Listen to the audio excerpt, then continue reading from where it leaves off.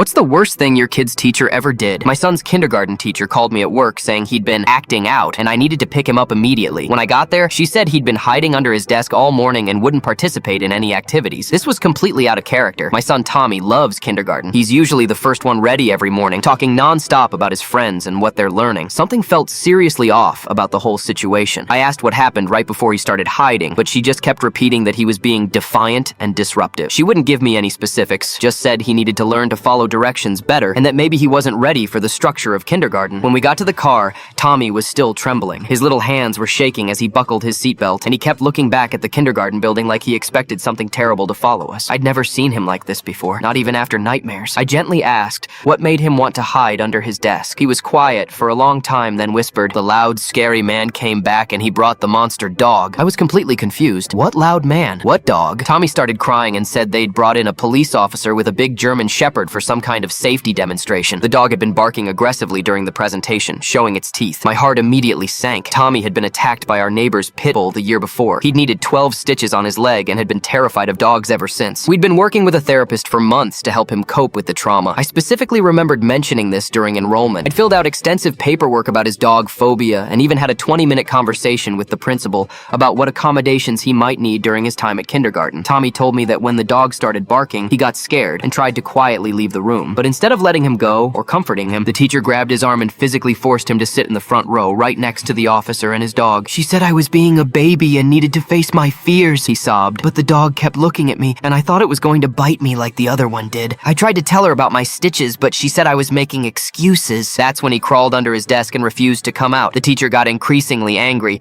and started yelling at him in front of the whole class, calling him disruptive and embarrassing. She even threatened to call me to take him home if he didn't act like a big boy. I was absolutely furious. I immediately called the principal and demanded an emergency meeting for first thing the next morning. When I got there, they claimed they had no record of Tommy's dog phobia in his file, even though I distinctly remembered providing that information multiple times. I went home that night and dug through all my enrollment paperwork. Sure enough, I had documented everything. His therapist's contact information, specific triggers, recommended accommodations, emergency contact procedures. I'd even gotten a formal letter from his doctor outlining his PTSD symptoms. The next morning, I walked into that kindergarten with a thick folder of documentation and my phone ready to record. The teacher tried to defend herself, saying she was just trying to help him get over it and that coddling him would make things worse. I asked her point blank, "Are you a licensed therapist? Would you force a kid with a peanut allergy to eat peanuts to help them get over it?" The kindergarten tried to cover it up initially, but 3 other parents came forward with similar stories. She got fired within a week and lost her teaching license. Tommy got a formal apology from the kindergarten district, and they completely rewrote their policies about student accommodations and trauma-informed teaching practices.